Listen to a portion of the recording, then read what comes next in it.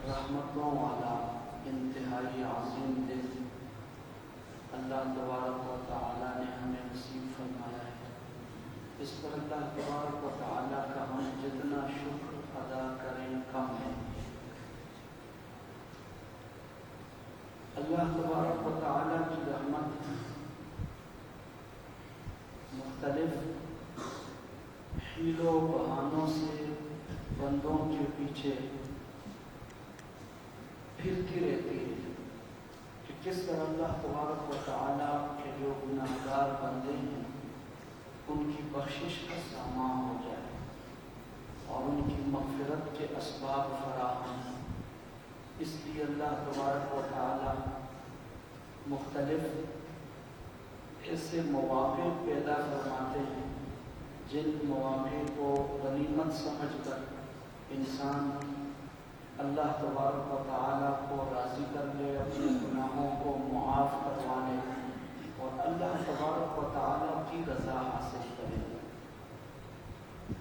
اور اللہ تبارک و تعالیٰ کا قرب حاصل کرے۔ عبادات ہم جتنی بھی عبادات کرتے ہیں وہ اس لیے کرتے ہیں کہ اللہ تبارک و تعالیٰ کا قرب حاصل ہو جائے۔ اور تمام عبادات میں جو ایک عبادت ایسی ہے کہ اس کو قربانی کہتے ہیں، اور اس قربانی کا مطلب یہ ہے کہ انسان اللہ تبارک و تعالیٰ کے قریب سے قریب تر ہو جائے، اللہ تبارک و تعالیٰ کا قرب حاصل کرے۔ اس کے لیے انسان مختلف کوششیں کرتا ہے۔ ان تمام عبادات میں اللہ تبارک و تعالیٰ نے نماز کو قربانی نہیں فرمایا، روزے کو قربانی نہیں فرمایا۔ جو قربانی اللہ نے اس عید والے دن، بقرہ عید کے دن جو ہم قربانی کرتے ہیں، مال جانور ذبح کرتے ہیں، اس قربانی کو قربانی جو کہا، اس کا مطلب یہ ہے کہ یہ سب سے زیادہ ایسا عمل ہے کہ جو اللہ تبارک و تعالیٰ کو سب سے زیادہ انسان اللہ کے قریب ہو جائے، اس کے لیے جو سب سے زیادہ مؤثر کوئی عمل ہے اور مؤثر کوئی عبادت ہے جو اللہ انسان کو اللہ کے قریب پہنچا دے، وہ قربانی ہے۔ ہونا تو یہ چاہیے تھا کہ انسان اپنے آپ کو اللہ کے حوالے کر، اور اس قربانی کا جو مدار ہے، اس قربانی کی جو بنیاد ہے، وہ اس طرح کی ایک پاکیزہ نیت پر اور اس طرح کے ایک ایسے جذبے پر مبنی ہے۔ اللہ تبارک و تعالیٰ کو حضرت ابراہیم اور حضرت اسماعیل علیہما وعلی نبینا الصلوات والتسلیمات دونوں کا وہ عمل کہ حضرت ابراہیم اپنے بیٹے کو اللہ کے لیے ذبح کرتے ہیں، یہ بھی ایک عظیم الشان عمل ہے، اور شاید تاریخ انسانیت میں کوئی اس کی مثال پیش کرنے سے قاصر ہو۔ اور پھر حضرت اسماعیل علیہ السلام قربانی کے لیے اور ذبح ہونے کے لیے خود تیار ہو جاتے ہیں، یہ اس سے بھی زیادہ اونچا عمل ہے۔ تو اب ان دونوں کا وہ پاکیزہ جذبہ اور اللہ تبارک و تعالیٰ کے ساتھ فدائیت اور فنائیت کا جو تعلق ہے، آج ہم نہ کہتے تو ہم بھی ہیں، زبان سے تو ہم بھی کہتے ہیں کہ جی اللہ تعالیٰ کے لیے اور اللہ کے پیارے حبیب صلی اللہ علیہ وسلم کے لیے سب کچھ قربان ہے، لیکن جب سچ کا موقع آتا ہے تو پھر قربان کرنے کے لیے تیار نہیں ہوتے۔ یہ زبان سے کہتے ہیں، صرف زبان سے کہتے ہیں، کہنا آسان ہے، سوچنا مشکل ہے، कर दिखाने के लिए सोचना मुश्किल है कि कोई शख्स जो है ना अपनी औलाद को ज़बह करने के लिए तैयार हो जाए और औलाद खुद ज़बह होने के लिए तैयार हो जाए। अल्लाह तबारक व तआला को हज़रत इब्राहीम अलैहिस्सलाम का ये अमल और हज़रत इब्राहीम अलैहिस्सलाम का ये जज्बा बेहद पसंद आया।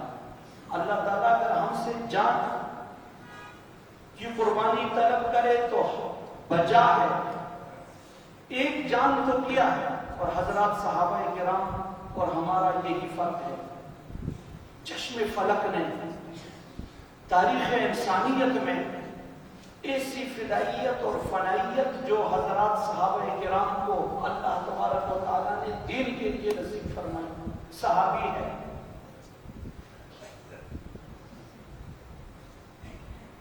रो पड़ते हैं, सदाए मौत के लिए लाते हैं, अभी इनको शहीद किया जाएगा, रो पड़ते हैं। तो लोग कहते हैं कि डर गया, साहबी कहते हैं कि डर नहीं हो, मुझे हसरत हो रही है इस बात की कि मेरी जान एक है और मैं ये चाहता हूं कि ये एक जान अल्लाह के रास्ते में कुर्बान हो। ये तो कोई बात ही नहीं है, मेरी चाहत तो ये है कि मेरे जिस्म पर जितने बाल हैं हर एक बाल के बदले में मेरी जान अल्लाह के लिए कुर्बान हो जाए। ये एक फनाइयत और फिदाइयत है, इसे करके दिखाया सहाबा ने, करके। अब अल्लाह ताला का हक तो ये बनता है, जितने अल्लाह ताला के इनामात हैं और जितना अल्लाह तबारक व तआला का अपने बंदों के साथ करम और नवाजिश का ताल्लुक है, उसका तकाजा तो ये है कि हम अपनी जानें अल्लाह के लिए कुर्बान कर दें। लेकिन अल्लाह तबारक व तआला ने ऐसे नहीं किया, इंसानों को ना इस बड़े इम्तिहान में नहीं डाला। हदीस में आता है ना कि जो अशद्दुन्नास बलाअन अल-अंबिया, अल्लाह तबारक व तआला अपने बंदों का इम्तिहान लेते हैं और उस इम्तिहान में जो सबसे ना अजीम तरीन और बड़ी आजमाइश और बड़ा इम्तिहान अल्लाह तबारक व तआला लेते हैं तो अपने नबियों का। हजरत इब्राहीम अलैहिस्सलाम के लिए अल्लाह तबारक व तआला ने इब्तिला का लफ्ज इस्तेमाल किया। इज़्बितला इब्राहीम रब्बुहु बिकलिमात, ये बड़ी आजमाइश है, 8 बड़े इम्तिहानात है हजरत इब्राहीम अलैहिस्सलाम के। अल्लाह ने फरमाया इब्राहीम मेरे लिए ना आप आग में कूद पड़ो।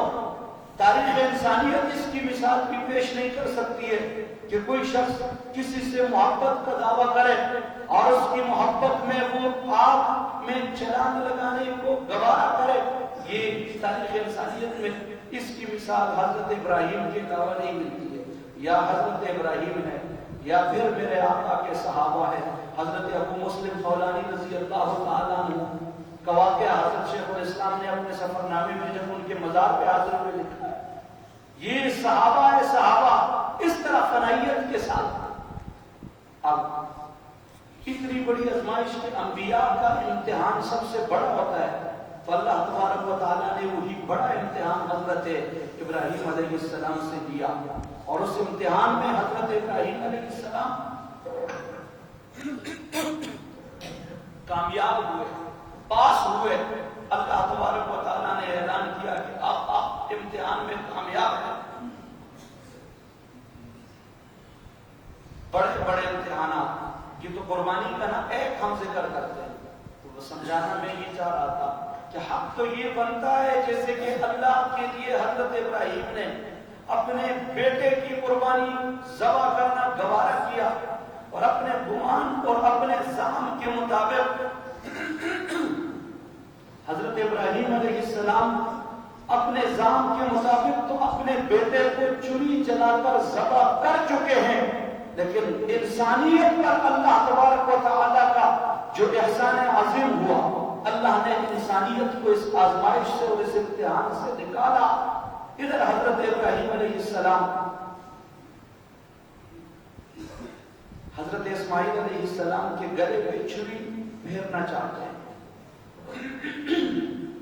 तैयारी मुकम्मल हो गई है और गले पे छुरी फेरने का ابھی آغاز ہو چکا ہے.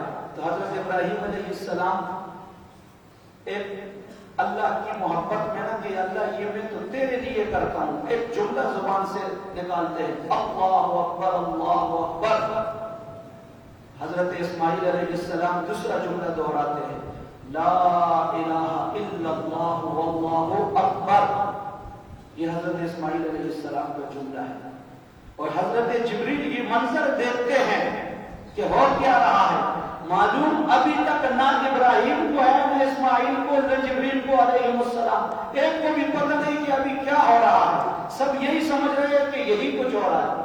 اب جو ہی حضرت جبریل نے دیکھا کہ اللہ نے حضرت اسماعیل کو بچا کے نا ان کی جگہ پر مینڈے کو لایا اور حضرت ابراہیم کے ان ہاتھوں کے چوری کے نیچے رکھ دیا، اور ذبح ہونے میں حضرت اسماعیل کے بجائے حضرت اسماعیل کے بجائے وہ دمبا ذبح ہو جاتا ہے.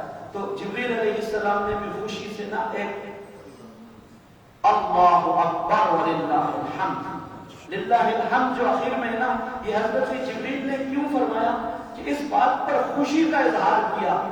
دیکھ تو حضرت جبریل رہے ہیں، ترس اور رحم تو ان کو بھی آ رہا ہے، اور حیران ہوئی بھی ہے کہ یہ اللہ کی محبت میں کیا ہو رہا ہے.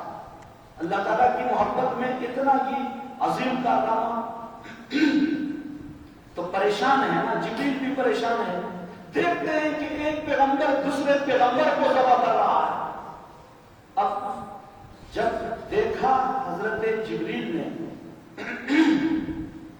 کہ جی ابھی تو بچت ہو گئی ہے، پہلے تو پریشان تھے، دیکھا کہ بچت ہو گئی تو فوراً زبان سے جملہ نکلا اللہ اکبر وللہ الحمد. یعنی کسی بھی اللہ تعالیٰ کی نعمت پر خوشی کے موقع پر انسان کو خوشی پہنچے تو کیا کہتے ہیں؟ الحمدللہ. یہ مسلمان کی شان ہے. ان تین جملوں کو یہ اللہ تبارک و تعالیٰ کو بہت زیادہ پسند آئے. اللہ نے حضرت ابراہیم علیہ اخلاص کی بنیاد پر جو کام ہوتا ہے، جو کام اللہ کی رضا کے لیے ہوتا ہے، اخلاص کی بنیاد پر ہوتا ہے، تو اللہ تبارک و تعالیٰ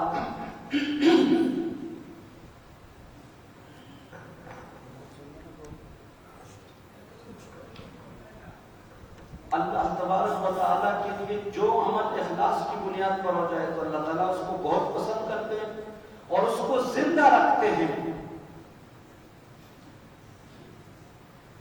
وہ باقی رہتا ہے. لوگ کہتے ہیں نا کہ دین کو ہم نے مٹانا ہے، تو دین اخلاص کے ساتھ جو اللہ تعالیٰ کے لیے دین کی محنت کرتا ہے، اللہ تبارک و تعالیٰ بھی اس محنت کو مٹاتا نہیں ہے. اس محنت کے مٹانے والے تو مٹ جاتے ہیں لیکن وہ محنت زندہ رہتی ہے. اس لیے اللہ تبارک و تعالیٰ نے فرمایا یریدون لیطفئوا نور اللہ بافواہہم.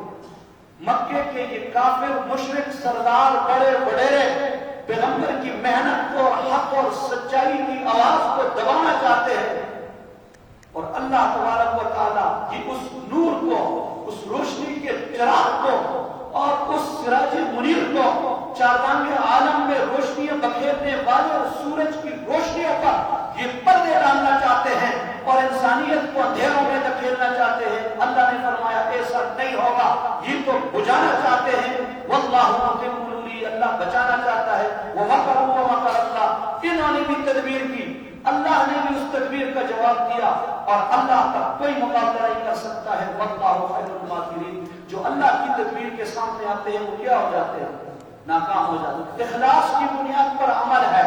حضرت ہاجرہ دوڑتی ہے اپنے بیٹے کی اور لخت جگر کی تلاش میں، پریشانی کے عالم میں نہ یہ دوڑ لگا رہی ہے، صفا سے مروہ اور مروہ سے صفا. اوپر دیکھتی ہے کہ بیٹے کا کیا حشر ہوا ہوگا.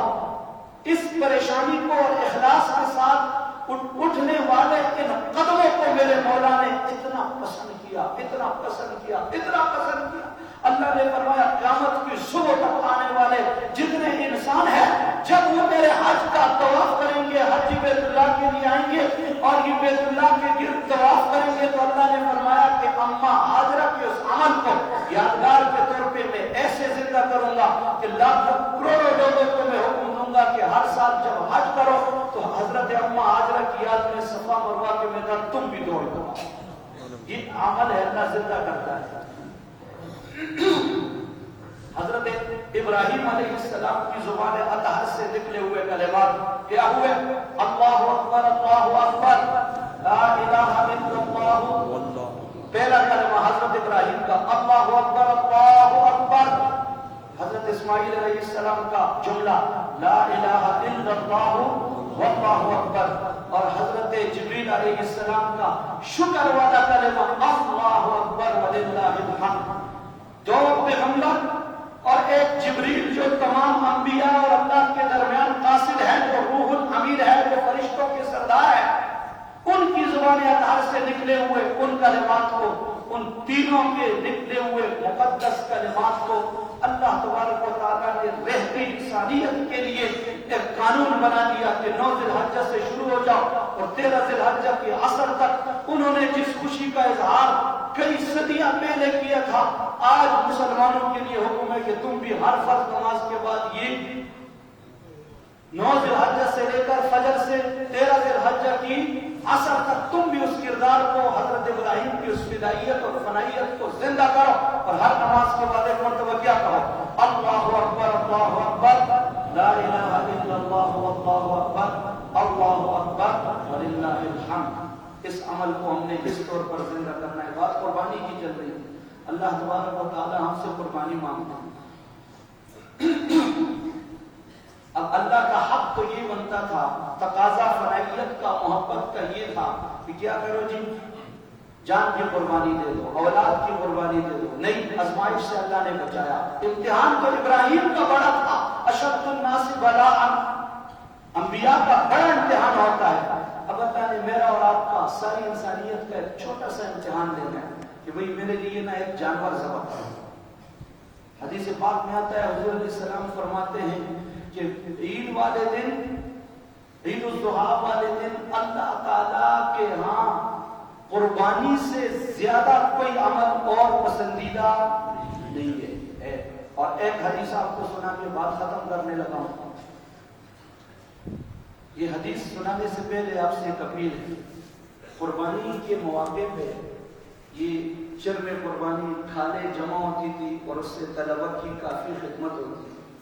اب وہ ایسا قصہ پارینہ بن چکا ہے کہ چمڑا آگے بکتا نہیں ہے، یہ 2 سالوں سے اس کی کوئی قیمت نہیں ہے۔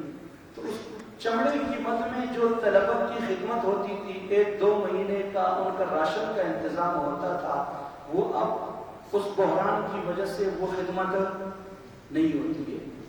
اب آپ سے درخواست یہ ہے کہ اس ہنگامی طور پر، ہنگامی بنیادوں پر اپنی وسعت کے مطابق اس مد میں اور اس کمی کو پورا کرنے کے لیے آپ جتنا تعاون کر سکتے ہیں۔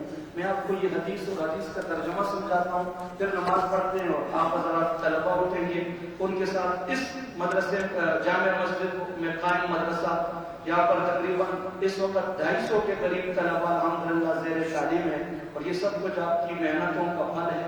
آپ ان کو بھرپور انداز میں تعاون کریں تاکہ اس کمی کی تلافی ہو۔ حضور علیہ السلام نے فرمایا، جو آدمی من وجد سعۃ ولم یضح فلا یقربن مصلانا۔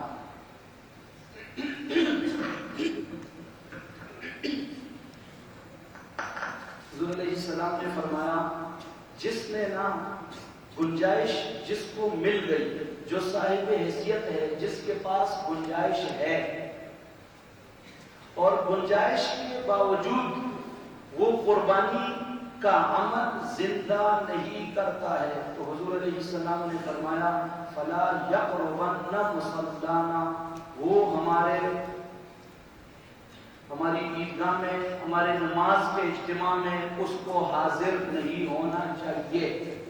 یعنی حضور علیہ السلام نے گنجائش کے باوجود قربانی نہ کرنے والے سے اتنی نفرت کا اظہار کیا کہ یہ تو اتنا برا ہے، یہ تو اس قابل نہیں ہے کہ عید والے دن مسلمان جب عید کی نماز پڑھنے کے لیے ایک میدان میں یا کسی مسجد میں جمع ہو تو ایسے شخص کے لیے مناسب نہیں ہے۔ یہ اتنا اللہ کی نظر میں گرا پڑا ہے کہ اس کو مسجد میں، عیدگاہ میں نماز کے لیے بھی نہیں آنا چاہیے۔ یہ اللہ کی نظر سے گرا ہوا ہے۔ اور ایک बात पहले जुमे में आपको समझाई थी, दोबारा समझा दूं। आप मुझे ये बताएं कि हुजूर अलैहि ज़कात जो है ना, ज़कात हर साहिब निसाब के जिम्मे, जिसके पास इतनी निसाब के बराबर मालियत हो और उस पर साल गुजर जाए तो वो ज़कात अदा करेगा। जो साहिब निसाब नहीं है तो उसके जिम्मे ज़कात। अब हुजूर अलैहिस्सलाम साहिब निसाब नहीं थे, क्योंकि पैगंबर अपने पास कुछ नहीं रखते हैं, जो कुछ होता है सर्फ कर लेते हैं। एक दिन हम जेब में है, रात को पैगंबर को नींद ना आई कि जी दिरहम है, दीनार है, ये खर्च किए बगैर कैसे पैगंबर को आराम आ जाए। तो ज़कात के लिए तो माल चाहिए और पैगंबर माल जमा नहीं करते। लेकिन इसके बावजूद हुजूर अलैहिस्सलाम ने कि साहिब निसाब नहीं है, साहिब निसाब नहीं है, इसके बावजूद हुजूर अलैहिस्सलाम ने कभी भी कुर्बानी नहीं छोड़ी है। कभी भी पाबंदी के साथ अपनी तरफ से भी हुजूर ने कुर्बानी और एक दुम्बा ज़बह करके फरमाया ये मेरी उम्मत की तरफ से है। अब एक मुसलमान को सोचना चाहिए कि हुजूर अलैहिस्सलाम तो बहुत ज्यादा अल्लाह के मकबूल और उनको तो इतनी कोई खास जरूरत नहीं है, वो तो बख्शे बख्शाए हैं। तो मेरी और आपकी गुनाहगारों की कितनी जरूरत है कि हम अल्लाह का कुर्ब हासिल करें और अल्लाह तबारक व तआला की रजा हासिल करें। इस कुर्बानी के जरिए मत देखे बीमारी आती है। अभी एक मुझे कहा जाए कि तुम्हारा, अपनी मिसाल इसलिए देता हूं कि दूसरे की मिसाल दे तो वो नाराज हो जाए। मुझे कहा जाए कि तुम्हारा ऑपरेशन है, दिल की कोई ऐसी कोई मुसीबत है, अब उसके लिए 4 लाख रुपया जमा करो, क्या ख्याल है आपका? मैं कहूंगा कि मैं साहिब निसाब नहीं हूं तो लिहाजा मैं ये ऑपरेशन, कोई भी कहेगा इस तरह? बीमारी जो आती है, घर में बीमारी आ गई है, उस बीमारी के लिए कोई जो पैसों की जरूरत होती है हम कहां से पूरी करते हैं? पूरी करते हैं कि नहीं? जी बताएं। कोई खफा लग रहा है, कोई मुसीबत हो, कोई बीमारी हो, उसके लिए कोई रकम की जरूरत हो, कहीं से हम तलाश करते हैं कि नहीं करते? बस एक चीज ऐसी है कि शरीयत के अहकामात जहां पर आ जाए ना, वहां पर हम हीले बहाने ढूंढते हैं। साहिब निसाब इस मुआशरे में मैं जब सोचता हूं, लोग मसाइल पूछते हैं कुर्बानी के लिए, तो जरूरत से जो जायद निसाब है, सामान है जरूरत से जायद, वो भी अगर निसाब की हद तक पहुंचता है तो उस बंदे पर भी कुर्बानी वाजिब है। अब इसमें बड़ी सुस्ती कोताही पहले तो बहुत ज्यादा होती थी, अब इतनी नहीं है। कोशिश कर लिया करें, कुर्बानी के 3 दिन है, आज का दिन, कल का दिन और परसों, ये 3 दिन है। आज अगर कोई कुर्बानी का फरीजा सर अंजाम न दे सके तो वो कल को भी, परसों भी कुर्बानी का इंतजाम कर सकता है। किसी से गफलत हुई है तो ना करे, ना करे। अल्लाह के यहाँ इससे ज्यादा पसंदीदा अमल कोई और नहीं है। इसमें भरपूर मोहब्बत के साथ कुर्बानी का अमल जिंदा करें। ईद की नमाज की तरतीब ये होती है, ये जरा ईद का ये तरीका सारा, आप हज का सारा सिलसिला देखें, वो भी कोई अजीब है। और ईद की नमाज बाकी नमाजों से जरा मुख्तलिफ है। जुम्मे की नमाज में हम खुतबा पहले पढ़ते हैं और नमाज, ईद की नमाज में नमाज पहले है और खुतबा, जैसे ईद की 2 रकात नमाज वाजिब है, इसी तरह ये 2 खुतबे सुनना भी क्या है? वाजिब है। बात समझ में आ गई है? बाद लोग ना जल्दी करके उठ के चले जाते हैं, तो खुतबा सुने बगैर जो निकलेगा तो समझे कि उसने आधी नमाज पढ़ी और आधी छोड़ दी। खुतबा वाजिब है सुनना, ये जरूर सुन लेना चाहिए। पहले नमाज होती है, फिर खुतबा होता है। तो नमाज की ये तरतीब होती है, उसमें थोड़ी सी एक तो इकामत नहीं होती है, और एक ये होती है कि वला इलाहा गैरुह तक जो हम पढ़ लेते हैं पहली रकात में, तो इमाम और सारे मुक्तदी मिलकर ये 3 मरतबा तकबीर कहते हैं। इमाम ऊंची आवाज से और मुक्तदी आहिस्ता आवाज से, और हर तकबीर के साथ कानों तक दोनों हाथों को उठाते हैं 3 मरतबा वला इलाहा गैरुह के बाद। फिर ये रकात, इस रकात में दोबारा तकबीरात नहीं है। और दूसरी रकात में जब क़िरात मुकम्मल हो जाती है, क़िरात मुकम्मल होने पर उस वक़्त फिर 3 मरतबा तकबीरात जो हाथ उठाने के साथ है, ये जायद तकबीर है। और चौथी तकबीर फिर रुकू के लिए होती है। اللہ تبارک و تعالیٰ صحیح معنی میں سمجھنے کی اور عمل کرنے کی توفیق نصیب فرمائے۔